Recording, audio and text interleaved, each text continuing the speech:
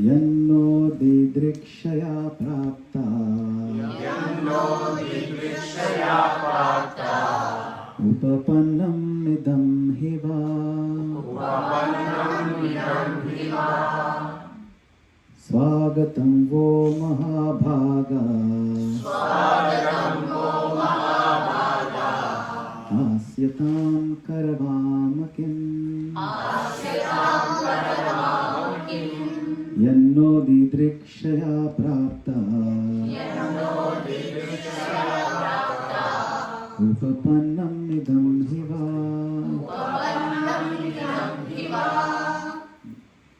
What's your name again?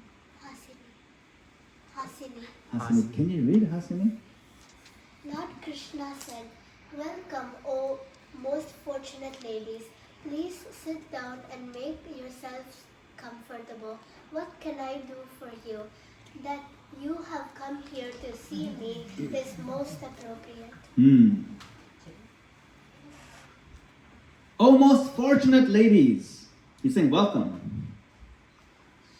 Now this is the 23rd chapter.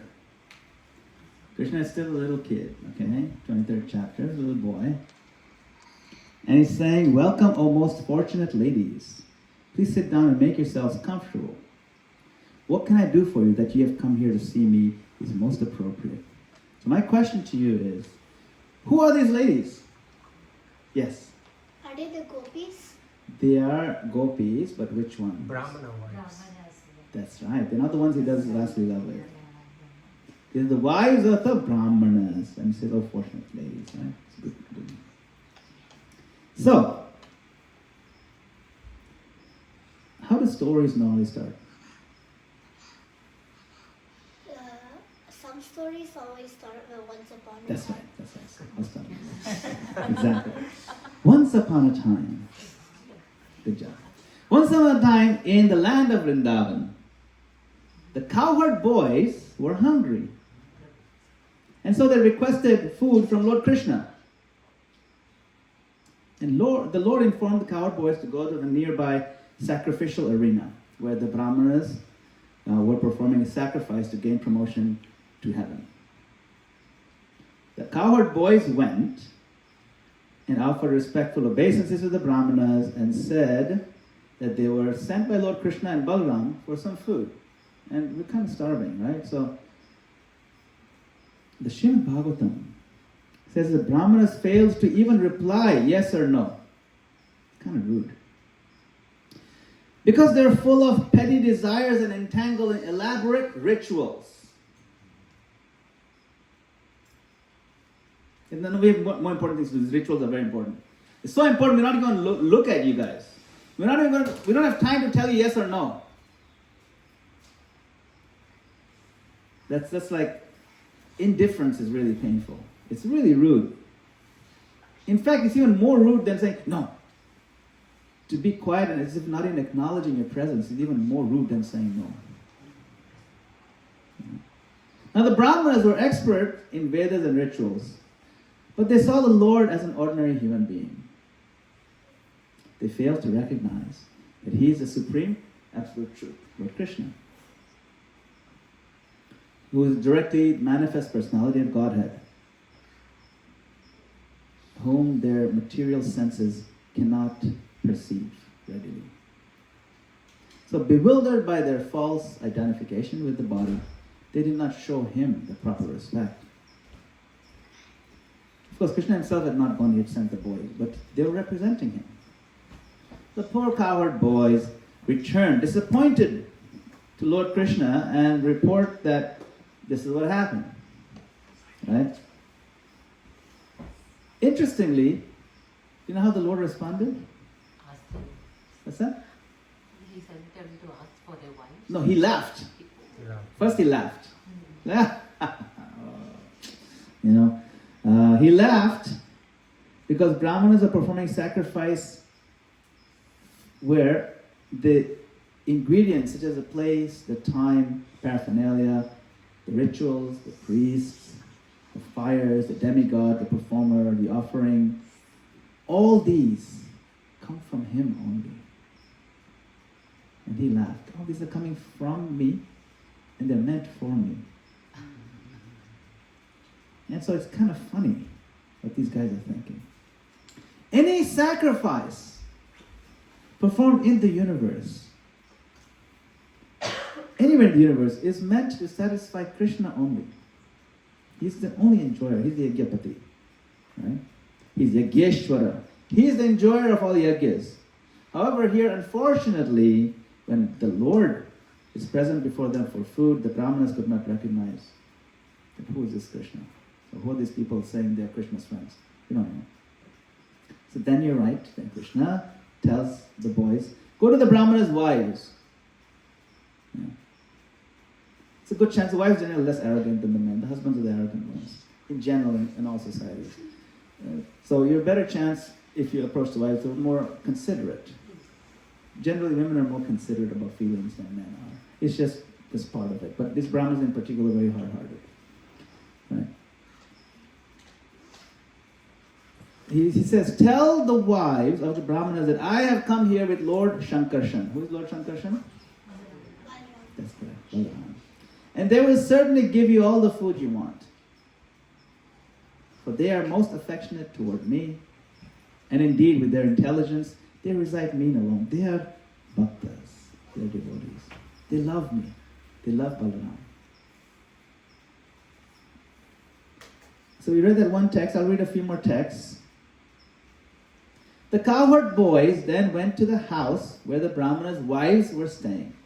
There the boys saw those chaste ladies sitting, nicely decorated with fine ornaments. You should wear nice ornaments. There's nothing wrong with that. And sometimes devotees say, oh, what kind of devotee are you wearing nice ornaments? No, it's okay. You can wear them. It's good. In fact, pure devotees wear them. So don't feel bad you're wearing nice ornaments. Decorate yourself. It's nice. They're sitting nicely. Bowing down to the Brahmana ladies, the boys addressed them in all humility. The cowherd boys said, obeisances unto you, O wives of the learned Brahmanas. Kindly hear our words. We have been sent here by Lord Krishna, who is passing by not far from here. He has come a long way with the cowherd boys and Lord Balaram tending the cows. Now he is hungry, so some food should be given for him and his companions. Now the wives of the Brahmanas were always eager to see Krishna, for their minds had been enchanted by descriptions of him. They had not seen him. Their minds had been enchanted by descriptions of him. Something for us to kind of pick up on. That can we enchant our minds by descriptions of Krishna? Krishna is so enchanting, just by hearing about him, our minds get enchanted. What does enchanted mean? Do you know what enchanted means? Yes. Like enchanted means like it's really it's kind of like magical, but for Krishna it seems like magical to us because he is so like he can do like everything. He can give us the bhakti and he is so charming. That's right. It's magical and it's charming. Perfect. You said it perfectly. It's like magic and it's charming. It's like, oh, so you fall in love just with the thought of that person. This amazing person. Krishna's first wife fell in love with him before she even saw him, just by reading descriptions about him. Do you know Krishna's first wife? What's her name? Rukmini. And she just heard about him and she had completely fallen in love. This is the one I'm going to marry. So similarly, the Brahmanas' wives also. And we can also take cues from this, that we can enchant our minds completely with Krishna by hearing about him. Right? So, they were always eager to see Krishna, for their minds had been enchanted by descriptions of him. As soon as they heard that he had come, they became very excited. Taking along in large vessels the 4 kinds of foods, full of fine tastes and aromas. All the ladies went forth to meet their beloved, just as rivers flowed toward the sea. You know how rivers flow unhindered, just full force. And they took all 4 kinds of food. So sometimes we see this 4 kinds of food. What's the deal with these 4 kinds of food, right? We also sing this in the morning, every morning, by the way. Did you know that? The 4th verse of Guru Ashtakam. Anybody know? Fourth verse of Guru Ashtakam? It starts with the word four. Chaturvidashi Bhagavad Prasada. 4 kinds of prasadam. That's the same thing being talked about here. 4 kinds of prasadam doesn't mean that there's only 4 kind of things. It means every possible kind of food. Because you know what the 4 kinds are? Yeah. Yes.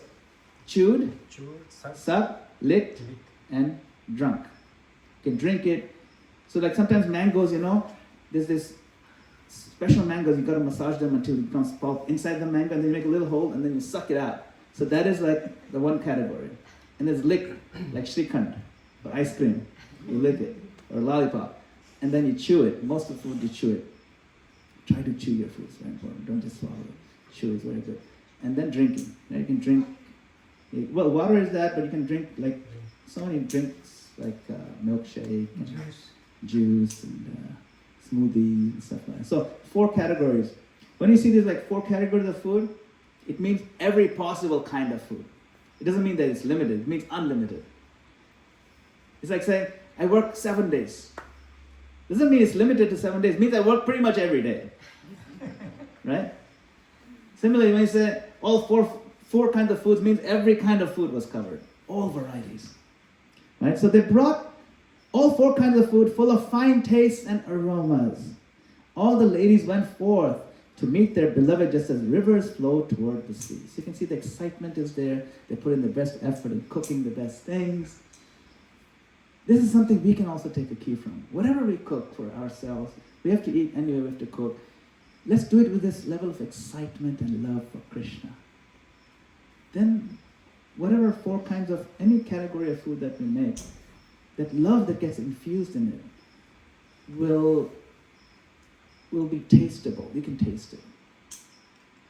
And others who taste it like, whoa, what did you do today? This is like exquisite. And nobody will figure out why this food tastes so magical. The consciousness is infused in there. And then Krishna puts his energy into his loving power, right?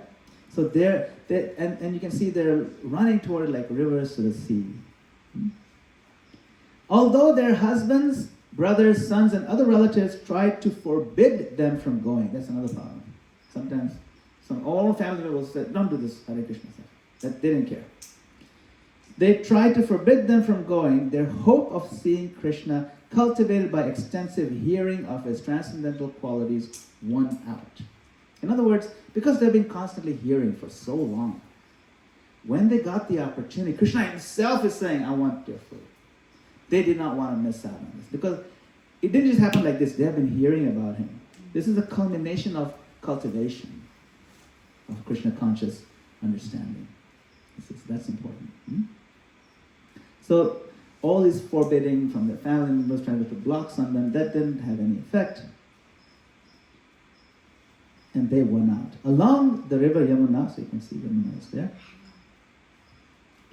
within a garden decorated with buds of Ashoka trees, they caught sight of him strolling along with the company of the cowherd boys and his elder brother Balram. Can you imagine? Can you imagine you're one of these Brahmana's wives? You brought all this picnic stuff. And you see him in the distance, and he's strolling, casually twirling a lotus flower. And Brother Balram, he's putting his hand on him and walking like this. How beautiful that scene must be. And the fragrance of the Ashoka flowers coming, wafting. He's in the distance, and he has a bluish glow. And you're already excited to serve him, and you see him. How they must have felt, his Brahmana's wives. Amazing. His complexion was dark blue, and his garment golden. Wearing a peacock feather, colored minerals, sprigs of flower buds, and a garland of forest flowers and leaves, he was dressed just like a dramatic dancer. He rested one hand upon the shoulder of a friend, and with the other he twirled a lotus. Lilies graced his ears. That's beautiful, right? He already has a garland of flowers. He has a nice turban with flowers and peacock feather. And then on his ear, because he didn't want to miss out on the ears, he put lilies like this. So, just gorgeous. And he has his black hair that curls, and he frames his lovely face with the soft curls. Oh, just amazing. Lilies graced his ears, his hair hung down over his cheeks, and his lotus-like face was smiling. O ruler of men, for a long time, those Brahmana ladies had heard about Krishna, their beloved, and his glories had become the constant ornaments of their ears. Indeed, their minds were always absorbed in him, always. Through the apertures of their eyes, they now forced him to enter within their hearts, and they embraced him within for a long time. In this way, they finally gave up the pain of separation from him, just as sages give up the anxiety of false ego by embracing their innermost consciousness. Lord Krishna, who witnesses the thoughts of all creatures, understood how those ladies had abandoned all worldly hopes and come there simply to see him. Thus he addressed them as follows with a smile on his face. Lord Krishna said, "Welcome, O most fortunate ladies. Please sit down and make yourselves comfortable." And I'll come back to the verse. This is what led up to the verse. It's not nice. What can I do for you? That you have come here to see me is most appropriate. In the purport, we read this. The ritualistic Brahmanas could not understand why the sacrificial food should be offered to Lord Krishna, whom they considered an ordinary human being. Is it recording? Yes, I'm just filming. Sure. Just as a person with rose-colored glasses sees the entire world as rose-colored, a conditioned soul with mundane vision sees even God himself as mundane, and thus loses the opportunity to go back home, back to Godhead. So now I have a question for you. What is the opposite of love? Yes. Hate. Okay, and you said hate. We got two hates. Anyone else? Negligence. Yes. Yes, I think that's more accurate, isn't it? Negligence. Yes. The opposite of love is not hate. The opposite of love is indifference, or like Mataji said, negligence. Because when you hate, of course, the classic opposite is hate. But the real opposite is not hate. Because in hate, we're still thinking intensely of that person. You see? Because to go from hate to love is very easy because you're still thinking of them. But indifference is antithetical to love. Hate is the flip side of the coin of love. Because a person is still the center of your consciousness. How many times are we indifferent to the Lord? Just like the Brahmanas. In our attempt to become his devotee. We're trying to be his devotee. But we are saddled. We are burdened by elements of indifference in the way we practice our Krishna consciousness. That's the Brahmanas element coming in. The negligent Brahmanas. The indifference of the Brahmanas that they showed to Krishna's request was a mistake, and it's one that we quite often make, even as we try to practice. For example, we're chanting Krishna's names. If we're not attentive, then we're actually neglecting or being indifferent to Krishna. He said the root of all offenses is inattention, pramad. We have 10 offenses, but the root of all 10 is inattention. Because the Lord and his names are not different from each other. So when Krishna appears before us every time in the form of the holy names, or the form of Bhagavad Gita, or in the form of Srimad Bhagavatam, we should be careful that we are not inattentive. Those ladies were so excited. We're invited now to be excited about Krishna. And if we can't muster up excitement, at least we should muster up attention. Bare minimum. Otherwise we'll end up opposite of love. And then we say, I want love of God as my goal. But my behavior shows that I'm indifferent. You see? So Prabhupada says the Lord does not want experts in Vedic learning, nor does he care for various elaborate rituals in devotional service. The Brahmanas were like, let's focus on rituals, the actions, the movement, going through the motions. You have to be pakka. That's important. The ladies were not so much into that. They were in the heart. They knew the essence of Vedas. The Brahmanas knew the letter of the law. The ladies knew the spirit of the law. The spirit is love. The letter is meant to take you to love. But that letter of the law can take you away from it if your attitude is wrong. The Brahmanas' attitude was wrong. They knew the letter of the law. He does not care for elaborate rituals in devotional service. What he wants is unalloyed bhakti. Reading of scriptures such as Bhagavad Gita, Bhagavatam, is not a competition that we must master them. It is a process of purification to soften the heart and become a devotee of the Lord. I'll tell you one story. Not a very famous story. Maybe some of you might know this. But there's this lady, her name was Karmabai. Anybody know this name? Karmabai?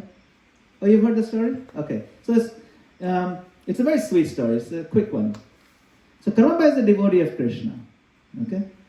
If you can read Hindi, it says Karmabai ki khichdi. Khichdi is, everyone knows khichdi, right? Rice and dal mixed together. So she was told by her father to offer food to Krishna first thing in the morning. She was this little girl. And then so what she would do is, her father went for a few days for work or something, so she was by herself. She would cook and offer khichdi to Krishna. She would do it even before bathing. She said, no, first in the morning. He said, first in the morning I have to do it very quickly. So I don't have time to take a shower or anything. He's going to start cooking.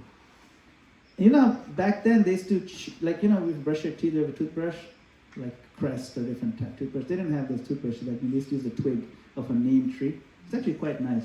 You chew on the twig, and then you make it the bristles, and then you use the bristles to... So you make your own toothbrush every day by chewing on it, and then you brush it. It's really nice, quite healthy. So she'll be chewing on the neem stick. Without having taken a shower, she's chewing it, and then she has the bristles. It's a nice long neem stick, and she'll put on the khichdi. Sometimes she'll use that neem stick and stir the khichdi with it. The datun, we call it, right? Datun.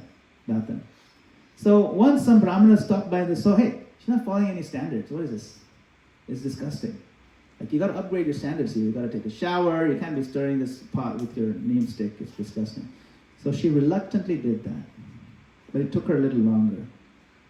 Because of that, now you're taking her half an hour more, And so she would be sending this khichdi by the way to the temple, okay, to make breakfast for the deity. And the brahmanas said, you can't be sending this kind of. So then she started sending a little late because she had to take a shower and all that.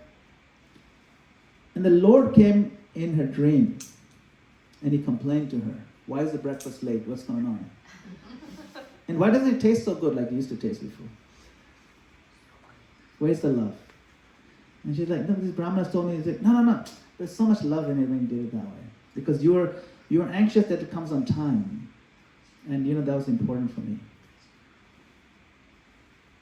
So, this is a nice endearing story, that the ritual is not so important, the main thing is the love. Of course, we should all take a shower. We try not to stir your khichdi with a toothbrush, don't do that. But this is just something for us to kind of get the point, Everyone knows this famous story, Shabari?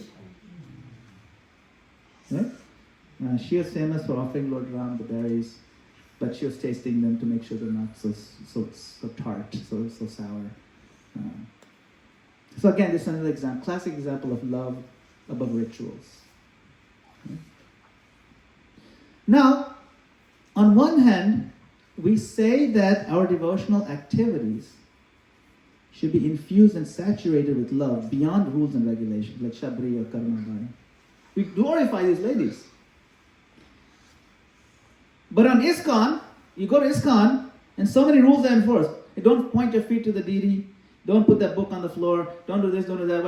This is not how you sit. On the altar, only non-stitched clothing are allowed. You have to take a shower. Everything has to be exactly on time. Isn't it? There are very high standards in ISKCON. On the altar, Prabhupada insisted.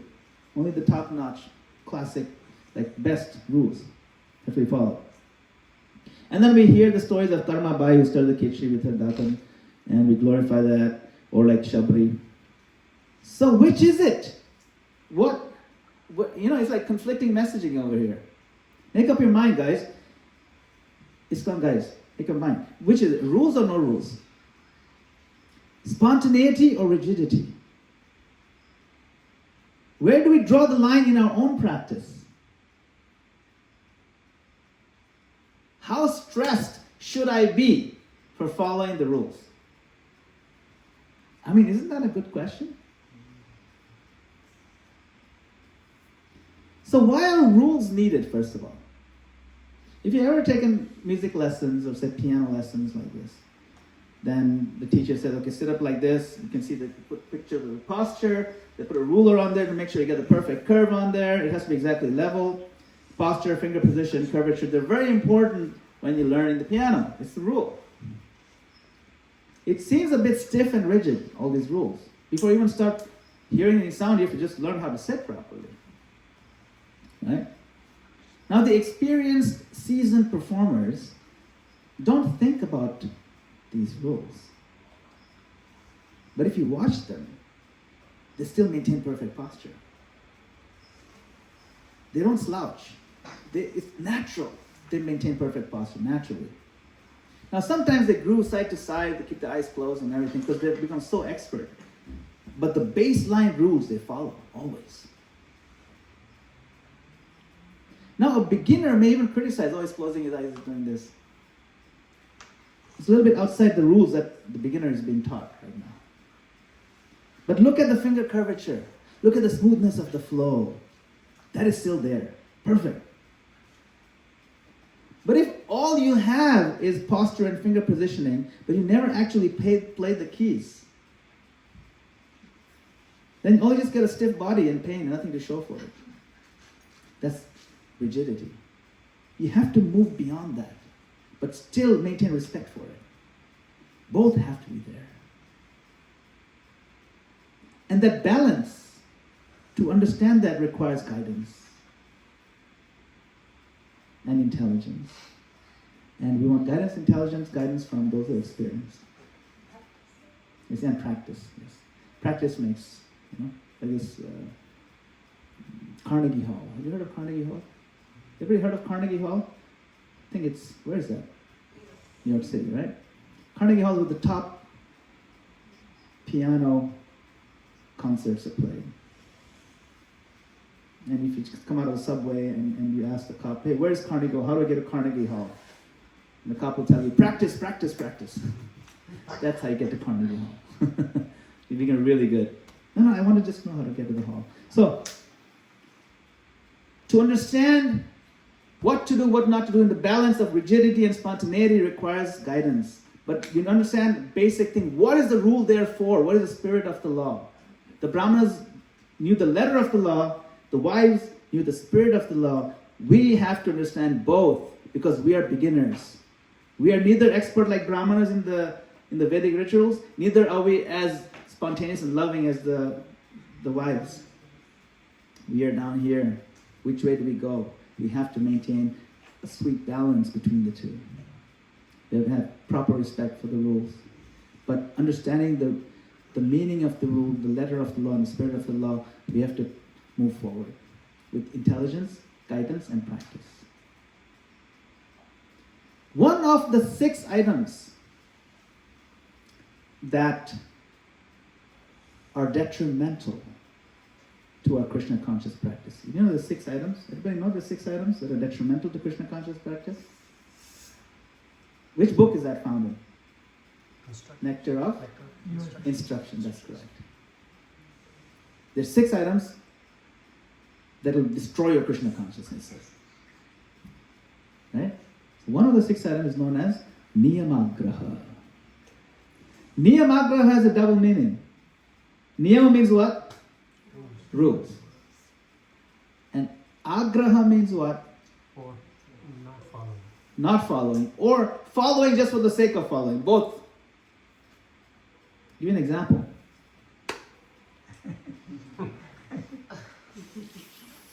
It's called Niyamagraha.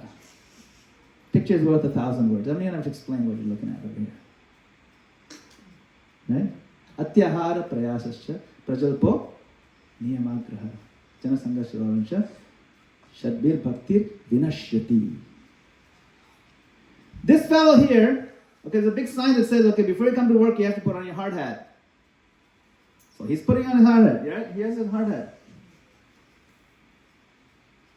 What's wrong with this? It's not protecting his head. The whole point of putting on the hard hat is to protect your head. It's not, it's just protecting his hairstyle right there. Now he'll get up, he's like, why are you getting on my case, man? Wearing the hat. You have to wear it right. You understand? So sometimes we can do this too. I'm following the rule, but we're not doing it with the understanding behind the rule. So what is the purpose of the rules? The scriptures are full of all kinds of rules. Rules and regulations. Rules means you do this, and regulations means you do not do this. Yama and Niyama. What's that? Yama and Niyama. Yama and Niyama. Right? Yama means what to, what to not do. Yama. And Niyam means you must do. Who is the Lord and Master of knowing what not to do? Yam Raj. Yam Raj. He's the Raja of Yama. I know what you're not to do, and y'all been doing it. That's why he's known as Yam Raj. Now you know why he's called Yam Raj. Yes. Because those are things you're not supposed to be doing. He's not Niyam Raj, he's Yam Raj. Okay. Yam means don't do it, and Niyam means you must do it.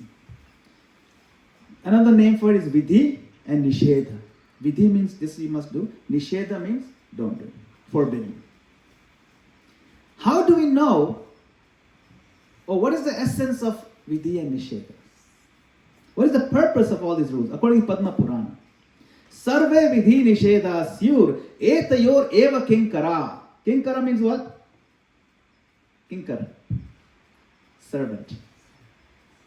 Sanskrit is pretty cool. If you look at the word, you can kind of figure it out. King means what? Kara means to do. The servant says, what do I do next? What do I do next? So it's called Kinkara. Kinkara means servant. Sarva vidhi nishedasir etayor eva kinkara. So, all the vidhis and all the nishedas, all the do's and the don'ts in all scriptures are servants of these two do's and don'ts. What are those? There's only two. There's one do and one don't. Everything else is a servant of those two. Anybody know that? Yes. Oh, my battery's dying? Oh my goodness. I have the charger. Thank you, brother. Yeah, I'm not seeing it here. I'm seeing it. Let me see it there.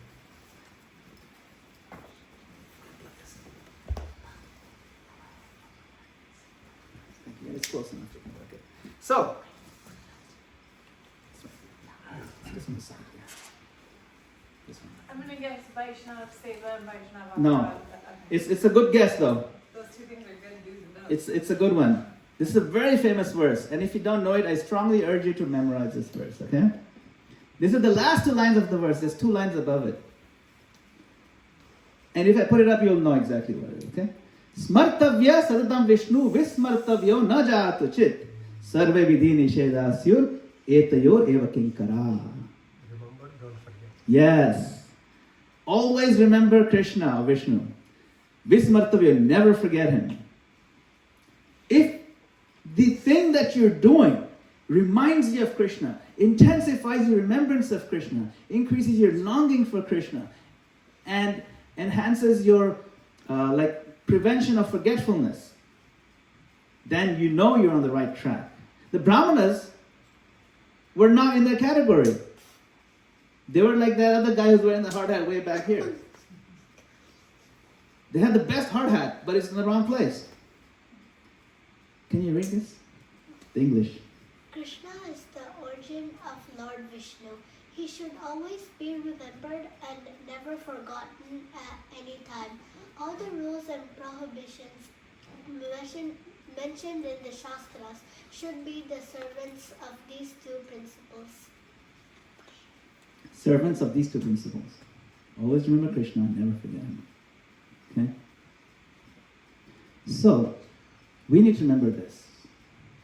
We need to remember the Supreme Personality of Godhead. And what is His interest? What is He interested in? What is He looking for from us? You know, the Supreme Personality and His interest. What is He looking for us? From us? Looking for? Yes. Bhakti. Bhakti. For him. Bhakti for Him, exactly. And what is Bhakti in English then? If you're explaining plain English, yes, devotion and love. Yes, love, affection, devotion. That is His interest. He's hungry for that. Yeah, He said, I'm hungry for it. And we can give it to Him through different vehicles, like food. We can offer food with love. And He'll take the love, and along with the love, He'll also take the food. And He'll give you a rebate on the food. Okay, you can have it. Now He'll infuse it with His. And that becomes prasadam. Same thing, to offer flowers to Him. You can offer sweet words to Him and so on. That is His interest. Is He looking for expertise in the ritual? No. Not really. He's looking for, His interest is what? Love. But the ritual is the vehicle through which we deliver that love. But if you use the vehicle and there's nothing delivered, it's like you order something from Amazon and the truck comes up there, but the thing you order is not even, the truck is empty. That defeats the whole purpose of driving the truck. The truck is the vehicle or the ritual. But the actual thing that He's interested, we're not interested in the truck. We're interested in the goods for delivery. So what Krishna is interested in is not the mechanism so much, although that may be required for the delivery. He's interested in the love, the heart that comes in. See, so Supreme Personality and His interest. So we know what He's interested in, right? So we have a ritual. If we get stuck on the two bad sides of ritual, what are the two bad sides of niyamagraha?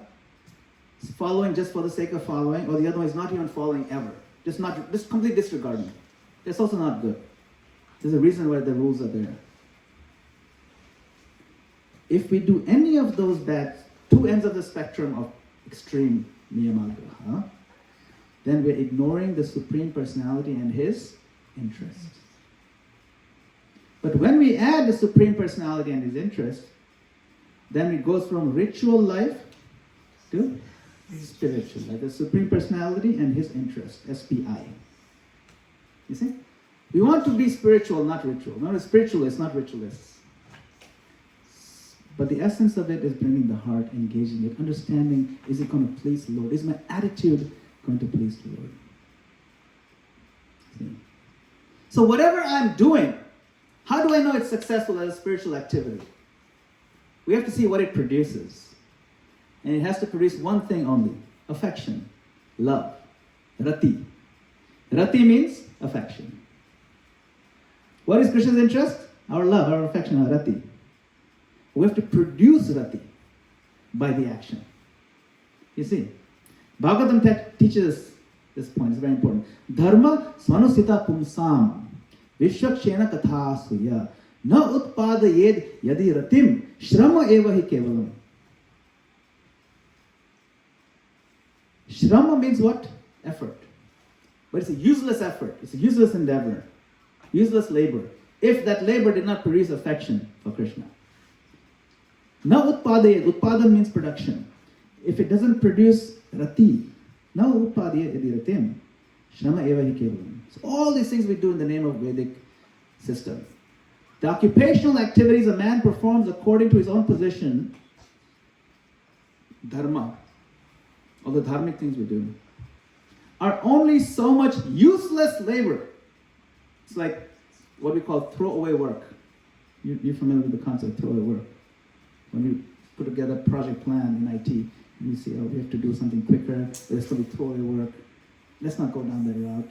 It's technical debt. It's useless labor. If they do not provoke attraction for the message of the personality of Godhead. Now I was typing this out on my phone once, and it says Shama eva hi kevalam. It kept recorrecting it to drama eva hi kevalam. Shama to drama. That also works. Drama eva hi kevalam. If it does not produce affection for Krishna, that's a drama only. It's useless. It's not real. With no real feeling. It's all about feeling. So love is above hollow ritualism. And this is the core message I want to bring today. When you see it in the Brahmanas and the Brahmanas' wives, the contrast. See? When we bow down in front of the deity, see someone is bowing down over here? What do we recite? Have you seen devotees bow down in front of the deity? If you listen carefully, they're reciting something. Have you heard anyone? What do you recite when you bow down in front of the deity and come to the temple? I was trying to recite this particular mantra. Huh? It's a very common one, everyone knows it. Nama Om Kutale Srimate Bhakti-vedanta Swami Namah. Yes, exactly. So when I bow down in front of the deity, we've been trained in ISKCON that we recite the name of our Guru and the name of Srila Prabhupada. Nama Vishnu Padaya Krishna Vita Bhutale, when you name of your Guru. If you don't have a Guru, that's fine. But we also recite the name of Prabhupada, who is the main Guru of ISKCON, right? But we are bowing down in front of Krishna. Why am I saying Guru's name? Yes. Because they are the ones who help you find the Krishna consciousness. That's right. That's right. They are the ones who helped us find Krishna. Also, it's a statement of humility. I'll tell you how. We're saying, my Lord, I am not worthy of even being in your presence. I am not worthy of being your servant. I'm not worthy of even bowing down before you. Like, I don't deserve this opportunity to bow down before you, yet I have the audacity to bow down before you. Only and only because I'm with Him. Because I'm with Him, my Guru, who's very dear to you, Krishna Pristhaya Bhutale, in this planet, He's very dear to you. Therefore, please accept me, because I'm connected with Him. He has accepted me. On my own merit, I'm useless. On my own merit, I cannot even appear before you. So that's the humility. That's why we remember our Guru. And we recite it audibly, that my Lord, please accept me not on my own qualities, because I have no qualities, but because my Guru has accepted me. See, I'm not worthy. This is the mood, this is the feeling that we want to have while bowing down. The act of bowing down is love. It's not an act of ritual. It's not hollow ritualism. It's an act of love. It's an act of humility. It's an act of supplication.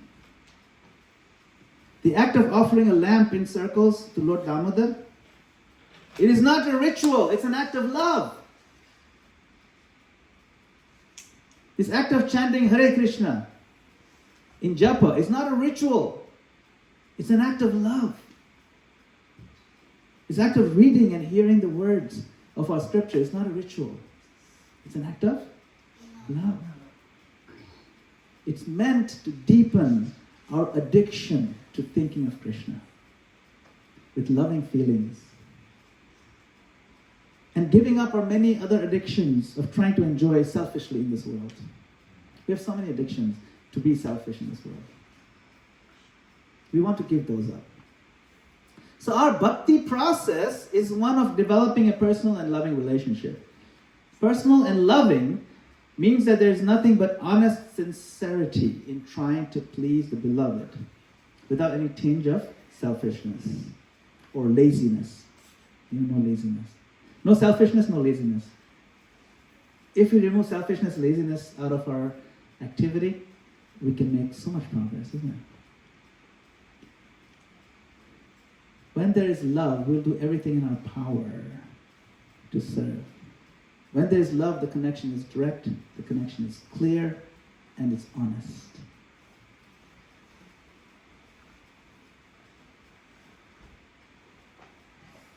So, hollow ritualism is the enemy of love. Sometimes we emphasize that doing something is spiritual. For example, in Kartik, the month of Kartik, in November, we emphasize that, there's so much benefit in doing it, 1,000,000 times benefit. But if you research Srila Prabhupada on this topic, he was not really very much famous of emphasizing this. I mean, we do it in ISKCON, but if you look at Prabhupada, there's not even many references, like one reference to Kartik month. And even that letter, he's kind of downplaying the Kartik thing. He did not deny it, that you get a lot of many times benefit. He didn't deny it at all. He said this is true. You do. But he discouraged it and downplayed it. Why? Because this is how hollow ritualism can develop. Yes, we should certainly do something special for Kartik. That's why we have the Damodar, something special. There is no doubt some potency is there, 100%. But rather than a fasting or something like that, which is like a mechanical way, we can recommit to going deeper in our chanting. And then continue that. Don't just do it for that month. Use that month to take you to the next level and continue. Not just do that month and then go back to the way we were before. That's not the point. You see? So we can commit to reading deeper, reading more pages, for example, trying to understand the words. And the Prabhupada gave the example. He says, you have asked about the specialness of the month of Kartik. Like this is like a sale at the supermarket or at the mall. And Prabhupada gives the analogy. He uses that same analogy. And the answer is that this is a special inducement for persons who are not in Krishna consciousness to perform some devotional service. Keep this in mind. In other words, he's saying, if you're already devotee, it's not meant for you. This message is not even for you. He says, for persons who are doing nothing in Krishna consciousness, it is an indirect inducement to take to devotional service in earnest seriousness. Every moment is Kartik. In this connection, there is a good example that sometimes a store gives special concession to attract new customers. I'm still reading Prabhupada's letter, okay? He wrote this letter to His Holiness Jayapataka Swami. And I'm reading his letter. Sometimes a store gives special concession to attract new customers. But those who are already customers, there is no need for special sale. They will purchase at any cost if they know the importance and value of the goods. Similarly, those who are pure devotees do not aspire for any concession. They don't even get excited about this extra bonus. And out of spontaneous love, try to engage themselves in devotional service 24 hours each day, 365 days each year, without any stoppage. You can see this. How Prabhupada, you see how he's downplaying it for devotees? Yes, he advertises for non-devotees. But if you're already practicing, don't get too carried away by this. Because you can go down the path of hollow ritualism. Even this, everything we do, even agarbatti, diya, everything we offer to Krishna, we can go hollow ritualism route with them. Chanting also, japa. This is why. Just think about it. You get a Diwali sale, Kartik sale, 50% off. But if you're an employee, you get 90% off all year round. Why don't you just be an employee? Why don't you be an actual Hare Krishna, card-carrying member? If you're already getting 90% discount as an employee, a dedicated person gets, oh yeah, you're one of us. You're an employee. You can go to the back of the room, you take a break, everything. You're not a customer. You're a member of the company. You see, it's the key difference. So become a member of the company. Don't keep treating yourself as if you're, these coupons mean nothing. They're meant to entice new people. So he's saying, come into the fold. And when you're in the fold, don't go for these coupons and stuff. Those are like, something to get you in. Don't use that to kind of justify a hollow ritualism, is what he's saying. Srila Prabhupada says, so this real religion is love. How to love God? That is real religion, dharma. What is that? Yato bhaktir savai pumsam paro dharmo. There are different kinds of dharma or religious system. But real religious system means how we have learned to love God. That's all, nothing more. No ritualistic ceremony, no formula, nothing. If your heart is always crying for God, that is perfect religion. That is perfect religion. Therefore Chaitanya Mahaprabhu says, Shunya yatam jagat sarvam. Oh, without Krishna, I'm feeling the whole world is vacant. Vacant, yes. So we have to come to that stage. Of course, it is not possible for all of us, but Chaitanya Mahaprabhu showed us how to become highest religious person. That is to feel always, oh, without Krishna, everything is vacant. Shunyayitam jagat sarvam govinda virahename. So we're going to summarize. We make it a practice Okay, avoid the ritualistic trap. Make it a practice to remember Krishna in every spiritual act. The ritualistic mindset has a dark seduction. It creates an impression of spiritual practice while taking our consciousness away from Krishna, like those ritualistic brahmanas. Look for opportunity to seek forgiveness from the Lord for our indifference. And remember Srila Prabhupada breaking the ice. What is this breaking the ice? One time Srila Prabhupada was on a walk in winter, maybe somewhere in America, and there are puddles of ice. Every time I see a puddle, he would crack the ice with his cane. And then he'd walk. And then he'd crack another puddle. And then the Devotee asked him, Prabhupada, why did you breaking this ice? He says, yes, the hearts of the world are like ice, and my job is to break them. Break the hardness of the heart. Natural state of water is to be liquid and flowing towards Krishna. So my job as a guru is to break this. But I mean, it's an analogy, it's a metaphor to understand that this hard-heartedness that comes from ritualism will slow us down and take us away from Krishna. This is one of the things of practicing carefully. Niyamagraha will destroy our Krishna consciousness. So, thank you all very much for your kind attention. Shri Prabhupada ki jai. So if anyone has any comments or questions, we still have a few minutes, it looks like. Yes. Thank you so much for your class. It was very inspiring. How can we look for opportunities to seek forgiveness from the Lord? I mean, I think about like praying, right? Oh, please, Lord, forgive me for being indifferent towards you. But I would imagine that taking action would also be part of that, right? Like not just like saying but acting. So can you give some examples maybe? Yeah. You said it exactly right. Whenever we ask for forgiveness for something, say we've been doing something wrong, knowingly or unknowingly, we've not been doing it wrong. Now we know this is the right way to do it. So we do ask the Lord for forgiveness. All this time, I did it wrong. Kindly forgive me. And we can do it with a great deal of remorse in our heart. But the biggest part of the apology is the corrective behavior.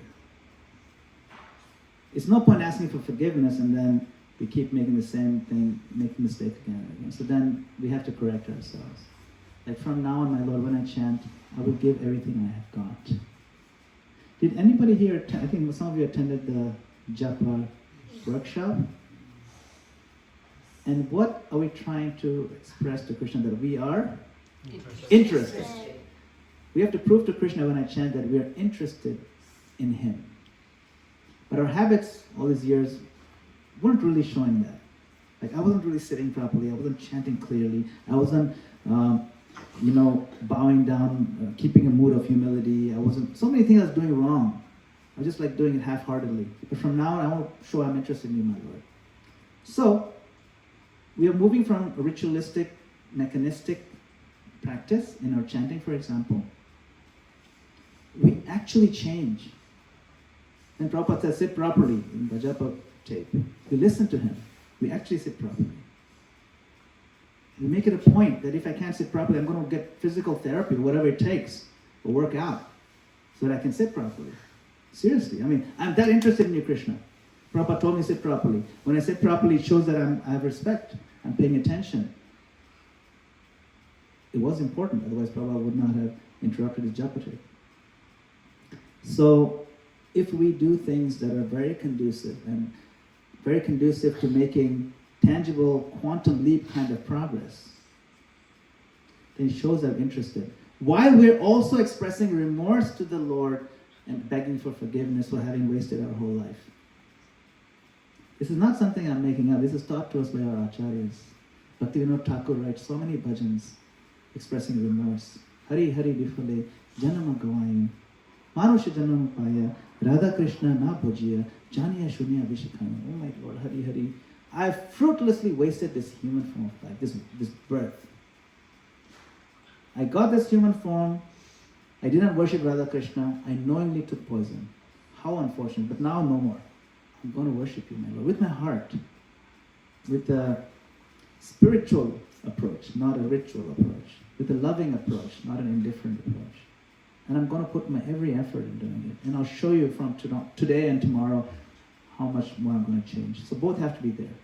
Begging for forgiveness to the degree that it gives us tears in the heart. Genuine, remorseful tears. By the way, remorse is a stepping stone to love. Isn't it? Remorse, what are the ones? Gratitude and what another one? Appreciation. But those are just three. There's more. There's many more we can think of. So if you have remorse, you have gratitude, you have appreciation for the Lord. Those things we can catch. The feelings we can embrace. And they'll take us to love. So begging for forgiveness with a tearful, genuine heart, while making every endeavor to improve, will prove to the Lord that we are interested. And that's all we need to do actually in Krishna consciousness. If we can prove to the Lord we're interested, He does everything else for us. He will clear all the blocks for us. But that proving to Him we're interested, that takes a lot of effort on our part. It's a hard case to make because we've not really done a good job of that so far. So now we should do it. Does that help? Thank you. Huh? So one more question. I was reading yesterday from Anjalila something about Mahaprabhu was saying somebody who does pious activities like favorable to Brahmanas and things like that is called almost Vaishnava. Use that in Bengali used Vishya Praya. So Prabhupada translates to almost Vaishnava, not pure Vaishnava, almost Vaishnava. So my question is, how does almost Vaishnava become a Vaishnava? Yeah, the concept of almost Vaishnava. And how do you go from there? I feel like I am on that, almost Vaishnava, but acting like you are in a devotion, acting like you are chanting, acting like you are favorable to Vaishnavas, but becoming a Vaishnava. Yes. It's a good question. How do you go from being almost Vaishnava to Vaishnava? Actually, being Vaishnava is very rare in this world. Very rare to be a Vaishnava in this world. If you can just maintain that I'm an aspiring Vaishnava, that's good enough. It's good enough. My Lord, I'm aspiring to be Vaishnava.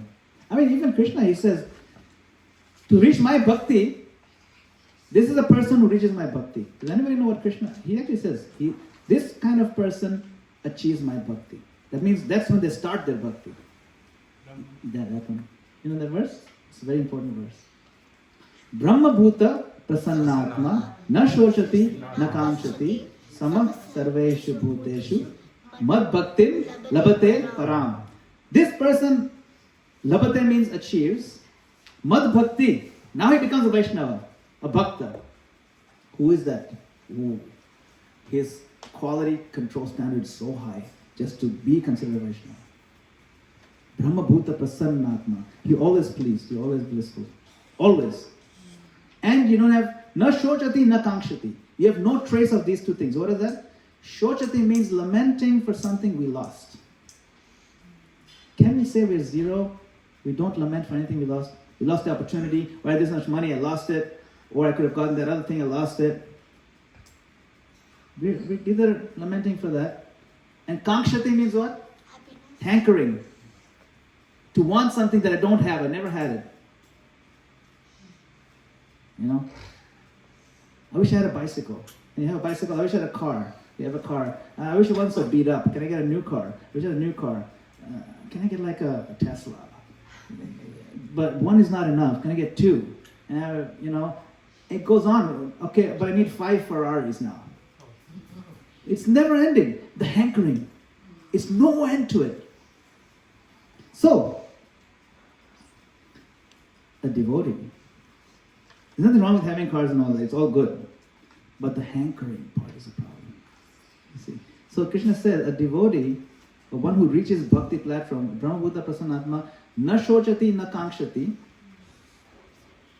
samah sarveshu bhuteshu, and is equally disposed to all living entities. Like, am I really treating everybody with that much love?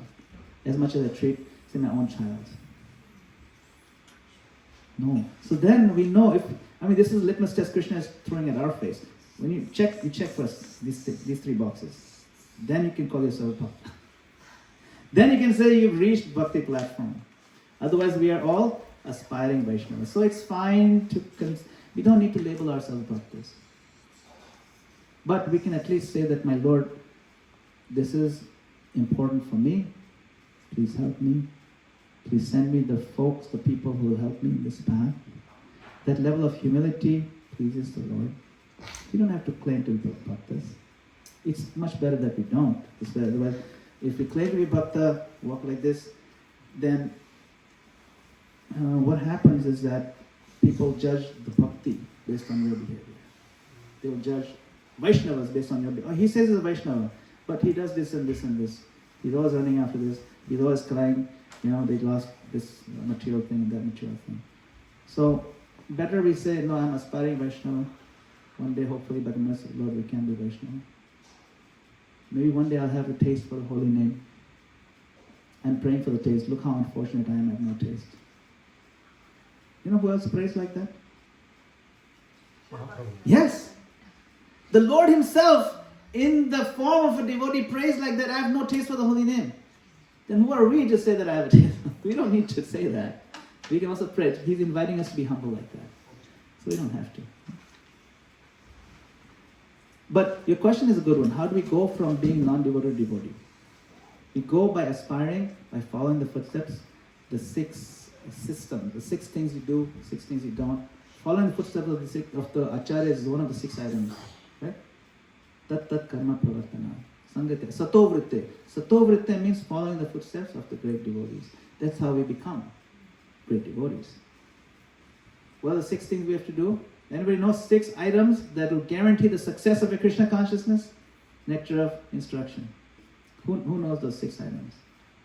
The first one. If you know the first one, you know all of them. The first one. In the verse. Exchange? Dada?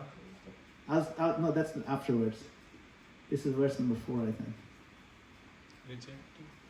Or maybe it's verse number 3 actually. It's verse number 3. It starts with the letter U. Utsaha. Then the next one? Utsaha, Nishchaya, Dhairya. Tat karma pravartanat, Sangati agat sato vritte. 16. Shadbir bhaktir prasiddhyati. And Prabhupada translates that these 6 items will guarantee the complete success of a Krishna consciousness. Utsaha means enthusiasm. Nishchaya means determination. Dhairya means patience. Utsaha, Nishchaya, Dhairya. Tat karma pravartanat. Doing all those conducive things, the rules and regulations. Sangatyagat. Giving up. Bad associations. Sangatyaga means giving up. Sangatyagat. And the 6th one is satovritte, following footsteps of the great devotees. You do these 6 things, you will succeed. But utsaha means what? Enthusiasm. Now generally when we think of enthusiasm, we think of almost a kind of foolish excitement. Isn't it? Oh, he's so enthusiastic. It's always like, yeah, that's good. That's not enthusiasm. Prabhupada defines enthusiasm in the purport very nicely. He says, intelligence combined with endeavor is enthusiasm. Yes. Generally we think enthusiasm is like the opposite of intelligence. Or we put aside our intelligence. No. Utsaha means intelligence combined with effort. This is why if you take Bhakti Shastri, these questions come on the Bhakti Shastri exam. You're like, oh, really? Oh, I missed that one. So if we read Prabhupada's purpose very carefully, we will be able to apply these principles in our lives. All of you are very intelligent. You're all educated. You have depth of understanding. So for you all to take up Krishna consciousness is like this. It's very easy. But we don't want to put aside our intelligence. Because hollow ritualism invites us to put aside our intelligence and disengage and be foolish. And we think, yes, I'm enthusiastic. No, we're not. We're just falling the trap of laziness, intellectual laziness, and think we can get something for nothing. Krishna consciousness is not so cheap, you get something for nothing. You have to engage the heart. You have to engage, connect, and remember Krishna. Smartavya satatam Vishnu, vismartavya na jayati chit. sarve vidhi nishedasyo etayor eva kinkara. All these vidhis and nisheds in the scripture, they're servants of remembering Krishna with love, never forgetting him. Everything else is just details. Hare Krishna. Yes. I think we are pretty much out of time. Thank you very much for your kind attention. I want to thank you all once again for engaging me in this service. It gives me a great deal of inspiration to see all of you being so serious in your Krishna consciousness. And I hope I can also get some inspiration and make some progress as well. Shri Prabhupada ki. All right.